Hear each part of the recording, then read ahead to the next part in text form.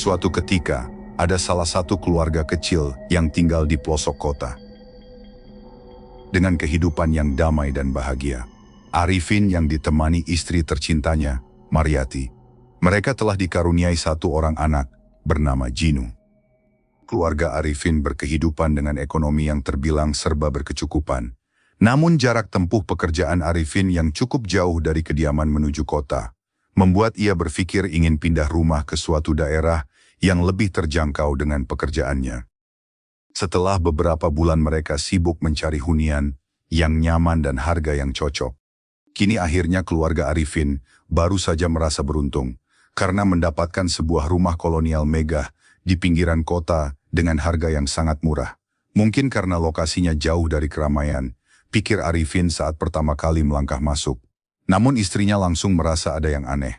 Udara di dalam rumah itu jauh lebih dingin daripada di luar.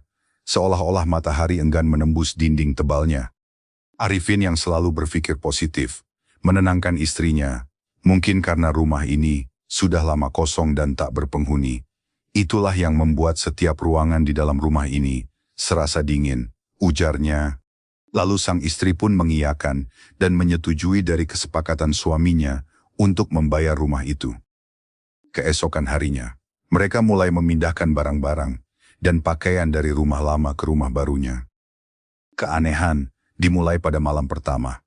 Saat mereka sedang merapihkan barang-barang, anak mereka yang berusia 5 tahun terus menatap ke arah sudut langit-langit di kamar barunya sambil tertawa kecil. Ketika Mariati bertanya, "Ada apa, Nak? Dan apa yang lucu?" Jinu menjawab dengan polos, "Kakak di atas itu mukanya lucu, Ma.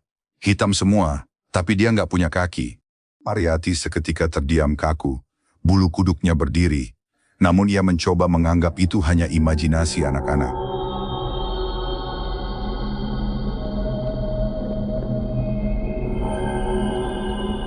Namun Mariati tak memberitahu suaminya, karena ia tahu suaminya tidak begitu percaya dengan hal-hal yang berbau mistis. Di saat tengah malam, Arifin terbangun karena mendengar suara seretan yang berat dari lantai atas. Mengira ada pencuri, ia naik dengan senter di tangan dan alat pukul seadanya. Ruangan di atas adalah sebuah gudang yang pintunya telah terpaku permanen. Saat Arifin mulai mendekat, suara seretan itu berhenti, lalu berganti suara ketukan pelan dari dalam gudang. Tok, tok, tok. Tiba-tiba, tercium bau anyir darah yang menyengat. Arifin mencoba untuk tetap tenang. Ia menganggap itu hanyalah bau darah kucing yang baru saja berantam. Tapi perasaan Arifin tetap merasa penasaran. Lalu ia mencoba mengintip melalui celah pintu yang sedikit renggang. Di dalam kegelapan ruangan gudang itu, ia melihat sepasang mata merah yang menatap balik ke arahnya. Seperti bukan mata manusia, melainkan sesuatu yang memandang tajam layaknya penuh dengan rasa kebencian. Seketika ia dibuat terpenganga dengan pemandangan itu, lalu ia berlari ke lantai dasar dan masuk ke kamarnya. Keesokan harinya, Arifin menceritakan kejadian semalam pada istrinya, dan ia pun mulai mencari tahu tentang rumah itu sebelumnya. Lalu Arifin pun menemukan fakta-fakta dari tetangga sekitar bahwa pemilik rumah sebelumnya menghilang tanpa jejak, dan warga juga sering melihat bayangan wanita tergantung dari balik kaca jendela yang ada di lantai 2. Arifin yang mendengar perkataan itu dari warga, kini mulai merasa tidak nyaman dengan rumah barunya. Dan Arifin memutuskan untuk segera pergi dari rumah itu untuk sementara waktu. Saat ia ingin kembali ke rumah untuk mengajak anak istrinya pergi, ia melihat dari kejauhan sosok hitam besar, bermata merah yang berdiri tepat di ruang tamu. Ia berhenti sejenak sembari terus menatap sosok itu, dengan rasa penuh khawatir akan terjadi sesuatu dengan keluarganya di rumah. Sesaat sosok itu perlahan menghilang, Arifin langsung bergegas ke rumah untuk mengajak anak istrinya dan mengambil beberapa barang mereka, lalu bergegas pergi. Di saat Arifin dan istrinya sibuk mengemas barang-barang, ia melihat Jinu sedang memegang palu dan mencoba melepas paku di pintu gudang sambil berkata, "Kakaknya juga mau ikut pergi, Pak. Kasihan dia kedinginan di dalam." Tanpa berpikir panjang, Arifin menarik anaknya keluar dari rumah itu dan meninggalkan beberapa barang mereka di dalam. Setelah mereka berlari keluar dari rumah itu, mereka terduduk lemas di dalam mobil yang terparkir di pinggir jalan seberang rumah itu. Nafas Arifin memburu, Sementara Jinu hanya terdiam dengan pandangan kosong ke arah jendela lantai 2. Arifin memutuskan mereka akan menginap di hotel malam nanti. Namun horor ternyata tidak tertinggal di rumah itu.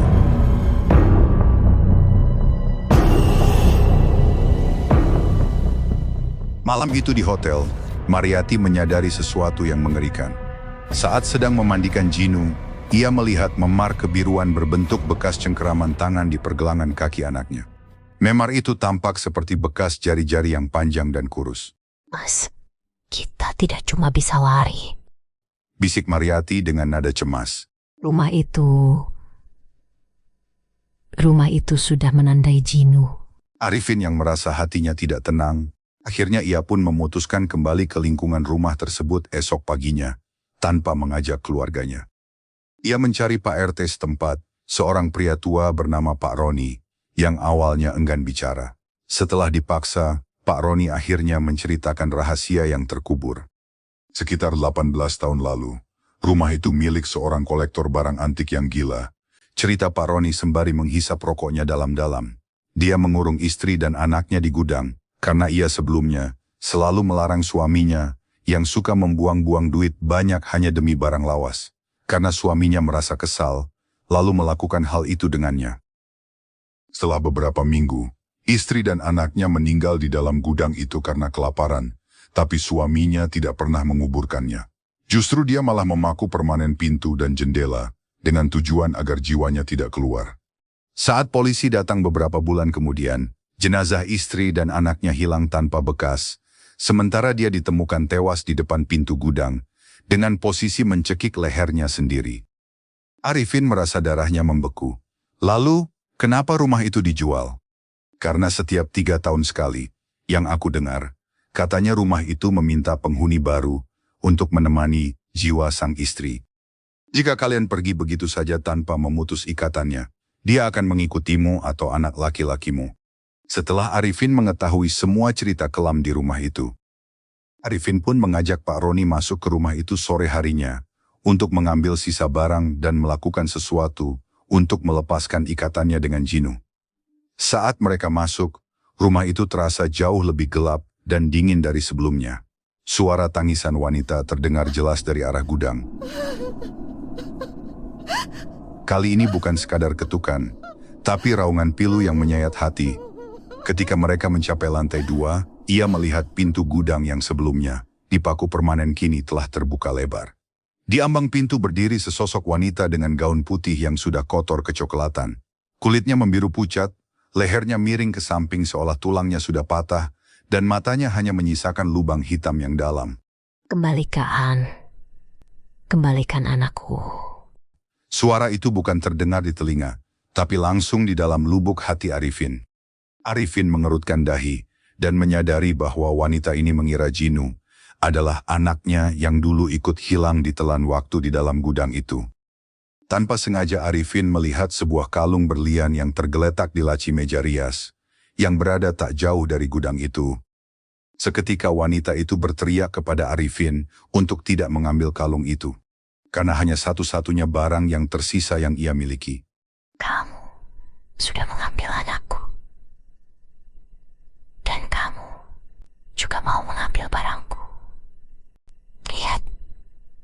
Lihat apa yang akan terjadi denganmu nanti. Tapi, dengan tangan gemetar, Arifin memaksa dirinya untuk tetap mengambil sebuah kalung berlian itu dan mengancamnya. Jika kamu tidak bersedia melepaskan ikatan dengan anakku, aku akan menghancurkan kalung ini. Wanita itu pun seketika menangis histeris. Dan tiba-tiba angin bertiup kencang yang berarah dari setiap sisi. Pak Roni sangat ketakutan dan mengajaknya lebih baik untuk segera keluar dari rumah itu. Di saat mereka berlari menuju pintu keluar, pintu dan jendela terbuka lebar, lalu membanting hingga terputup rapat kembali. Kini pintu tak lagi bisa dibuka. Arifin dengan refleks berlari ke arah jendela dan berusaha memecahkan kaca jendela. Namun kaca itu serasa sangat keras hingga tangannya berdarah. Wanita itu hanya menertawakan mereka dari atas tangga dengan rupa yang sangat mengerikan. Pak Roni mencoba untuk tetap tenang dan membacakan ayat kursi. Lalu perlahan wanita itu menghilang bersamaan dengan angin yang bergemuruh di dalam rumah itu. Dan ia mencoba menarik pintunya kembali yang kini ternyata sudah bisa dibukanya dengan mudah. Lalu mereka bergegas keluar dari rumah itu. Namun, sesampainya mereka berada di pinggir jalan depan rumah, bayangan wanita itu kembali berteriak dari balik kaca jendela lantai 2, meminta agar kalung itu dikembalikan, dan ia pun berjanji untuk melepaskan ikatannya dengan Jinu. Arifin pun melemparkan kalung itu ke jendela sembari berteriak, "Pergilah dari rumah itu." Seketika gudang itu penuh asap tebal, yang disertai suara tangisan, lalu perlahan menghilang, dan kini suasana berubah menjadi hening. Mereka pun segera pergi dan tak pernah menoleh lagi. Sesampainya Arifin kembali ke hotel, memar di kaki Jinu kini telah menghilang tanpa bekas. Namun Arifin belum sepenuhnya tenang. Ia khawatir wanita menyeramkan itu akan kembali lagi, dan ia pun berunding dengan istrinya untuk menghancurkan rumah itu sepenuhnya rata dengan tanah. Mariati mengangguk dan menyetujuinya dengan keputusan suaminya. Di beberapa hari kemudian Arifin kembali ke rumah Pak Roni untuk meminta izin dengan keputusannya. Pak Roni pun mengizinkannya, namun ia tak mau lagi berurusan dengan makhluk-makhluk yang ada di dalam rumah itu. Keesokan harinya, Arifin bersama beberapa petugas lainnya memulai membakar rumah itu tanpa mengambil barang-barang yang ada di dalamnya. Di tengah api yang sedang membakar, terdengar suara tangisan histeris dari wanita itu, hingga akhirnya perlahan lenyap terbawa asap yang berterbangan ke udara. Singkat cerita, setelah semuanya bersih total tanpa sisa, Arifin dan anak istrinya memutuskan untuk kembali ke rumah lamanya, dengan harapan tak ada lagi bayangan wanita yang mengerikan. Di selang beberapa tahun kemudian, akhirnya tanah bekas rumah itu terjual dengan harga yang lumayan mahal. Cerita pun berakhir dengan keluarga yang kembali hidup nyaman, damai dan bahagia, tanpa teror apapun. Buat teman-teman mistis, mohon dukungannya untuk channel ini dengan like, komen, dan subscribe. Terima kasih.